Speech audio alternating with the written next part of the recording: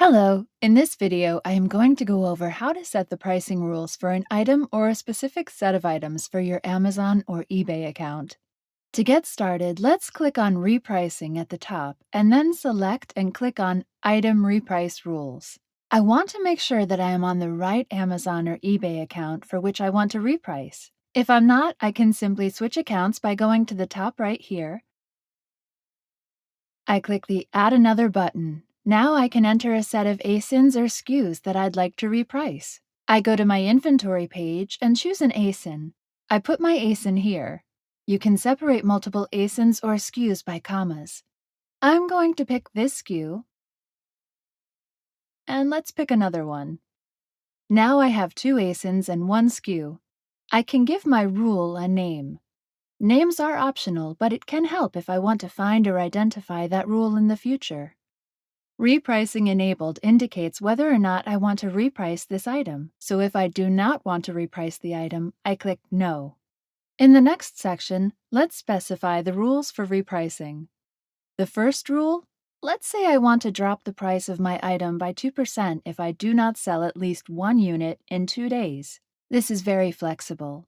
It lets me configure how much I want to drop, how often I want to drop, and when I want to drop. I can either set a percentage or a dollar amount. The second rule for the repricing is only activated if the first rule has gone into effect. Meaning, for example, if I have not sold one unit in 2 days, the price has indeed dropped. With the second rule, I can choose to continue dropping the price at a much faster pace. For example, let's drop the price $1 every 4 hours until I make a sale. I would consider this option if I have an item that just isn't moving and I want to make some sales. Just as we can decrease the price, we also have a rule that lets us increase it. For example, let's increase the price of my item by $1 if I sell at least one unit in 1 day. Now, if the item is flying off the shelves, I can increase the price at a much faster rate. Let's increase the price by $2 if I sell a unit every 4 hours. If the item is moving fast, that may mean that the item is priced too low. I want to arrive at a profitable price, and this rule will let me do that.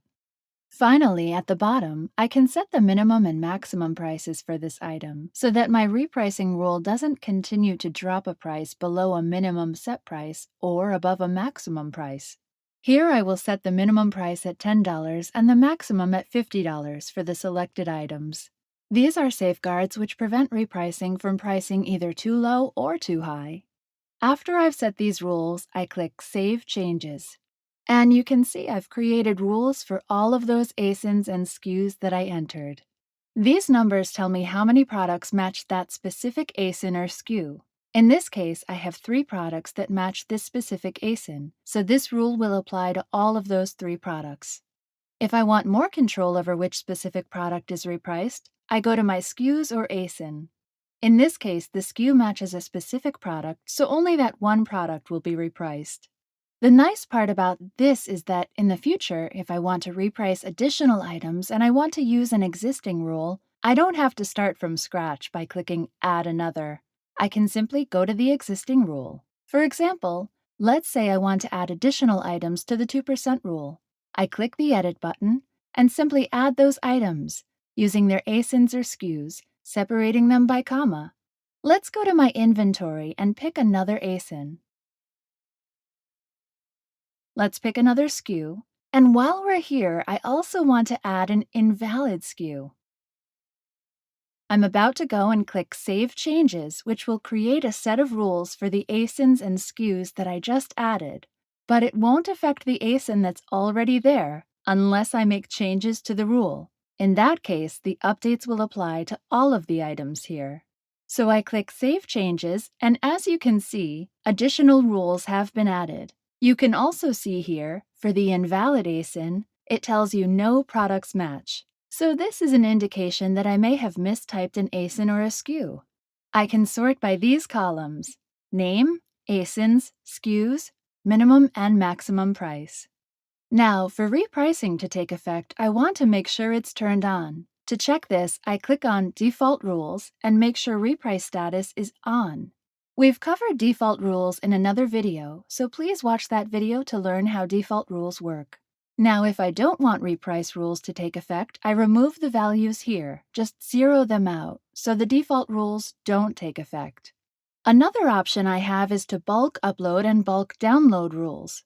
To do that, I'll click the More Actions menu, and I'll select Download Item Reprice Rules. This will download all the rules in a CSV file. Let's open that file, and you can see it has a column for the ASIN or SKU and a column for the different inputs. Disable lets me configure to turning the rule on or off. The drop by column corresponds to the 2% in this rule. Drop if sold less than corresponds to unless 1 unit.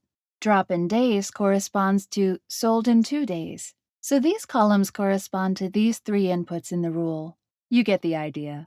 The nice thing about this file is that if I have a bunch of items and I want to quickly add them, I can just copy and paste a row and start to change my values. Or if I want to duplicate a bunch of rules, I can just copy-paste a bunch of rows and simply change the ASINs or SKUs. So this very quickly lets me bulk update my rules.